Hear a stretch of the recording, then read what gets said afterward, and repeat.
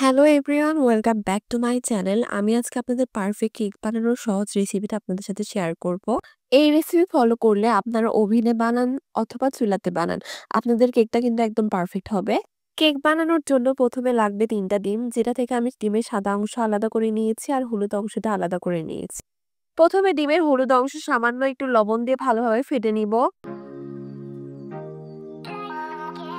ফাটানো হলে রেখে দিব পরে ব্যবহার করার জন্য। এবার আমি ডিমের সাদা অংশটা বিট করে নিব। তার জন্য আমি এখানে একটি ইলেকট্রিক বিটার ব্যবহার করছি। আপনারা যদি মনে করেন যে ইলেকট্রিক বিটার না ব্যবহার করে হ্যান্ড মিক্সার দিয়ে বিট করবেন, তাহলে আপনারা তা করতে পারেন।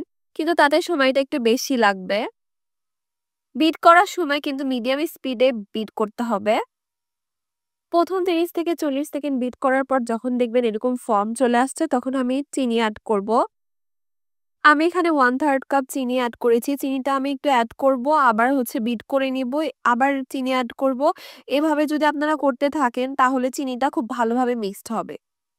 ৩ থেকে ৪ বার এভাবে চিনিটা অ্যাড করতে হবে, আবার বিট করতে হবে। যতক্ষণ পর্যন্ত টেক্সচারটা এরকম না আসতেছে ততক্ষণ পর্যন্ত কিন্তু এটা কিন্তু বিট করে নিতে হবে। এখন আমি ডিমের হলুদ অংশটা অ্যাড করে নিব।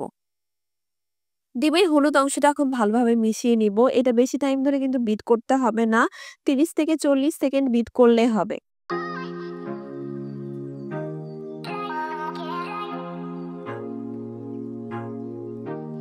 আমি এখানে এখন ভ্যানিলা এসেন্স দিয়ে দিচ্ছি ১ চা চামচ।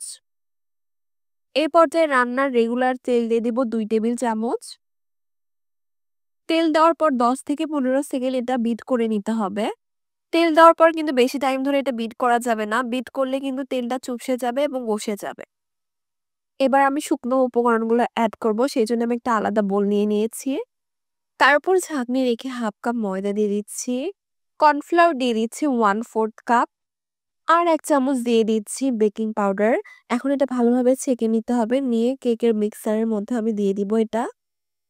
এটা কিন্তু বারে দিতে হবে। ১ম এ যদি খুব বেশি ময়দা দিয়ে দেওয়া হয় তাহলে কিন্তু এটা মিক্সারের সাথে ভালোভাবে মিশবে না। এইভাবে ঘুরিয়ে হ্যান্ড মিক্সারটা ভালোভাবে মিক্সড করে নিতে হবে। আমার কিন্তু নখ ঘুরতেছে না। খালি মিক্সচারটা আমি ঘুরাচ্ছি, দেখতেই পাচ্ছেন। আবার আমি আটা দিয়ে দিচ্ছি, আবার মিক্সড করতেছি। এভাবে প্রসেসিং করতে হবে ৩ বার। এই কাজটা কিন্তু একটু সময় নিয়ে আস্তে করতে হবে। স্পঞ্জ কেকের বেটারটা কিন্তু এভাবে পারফেক্ট করার জন্য করে এভাবে সময় নিয়ে কিন্তু এই কাজটা করতে হবে। আমার বেটারটা তৈরি হয়ে গিয়েছে। দেখতেই পাচ্ছেন বেটারটা কেমন হতে হবে। এরকম কনসিস্টেন্সি আসলেই বুঝতে যাবেন যে আপনার বেটারটা রেডি। কেকটা বেক করে নেওয়ার জন্য এখন আমি একটা ৬ ইঞ্চি শেপে একটা মোল্ড নিয়ে নিয়েছি। এই মোল্ডটার ভেতরে সামান্য পরিমাণ তেল আমি ব্রাশ করে নিয়েছি। তেলটা কিন্তু নিচের দিকে ব্রাশ করতে হবে। সাইডে তেল ব্রাশ করা যাবে না।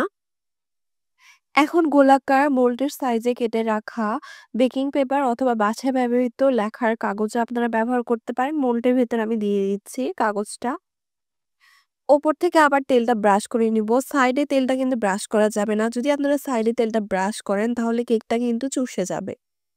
এর মধ্যে সম্পূর্ণ কেকের বেটারটা এখন দিয়ে দিতে হবে। বেটারটা দিয়ে দেওয়ার পরে একটা স্টিক নিয়ে এভাবে ঘুরিয়ে নিতে হবে বেটারের মধ্যে দিয়ে।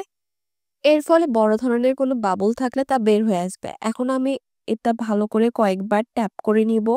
কেকের বেটারটা কিন্তু একটু সময় ধরে ট্যাপ করতে হবে। কেকটা বেক করার জন্য ১০ মিনিট আগে থেকে একটি মোটা তলযুক্ত হাঁড়ি বসিয়ে প্রিহিট করে নিব। ১০ মিনিট পর স্ট্যান্ডের উপর আমি কেকটা এখন দিয়ে দিচ্ছি বেক করার জন্য। কেকটা ৩০ মিনিট ধরে বেক করে নিতে হবে। আমার কেকটা কিন্তু রেডি। আমি এখন একটা স্টিক দিয়ে দেখতেছি কেকটা কি পুরাটা হয়েছে কিনা। পুরাটা হয়ে গেছে কেক। এখন আমি সাইড থেকে চাকু দিয়ে কেকটা কেটে নিব। এভাবে খুব সহজেই কিন্তু আপনারা ওভেন ছাড়া বাসায় পারফেক্ট কেক তৈরি করতে পারেন।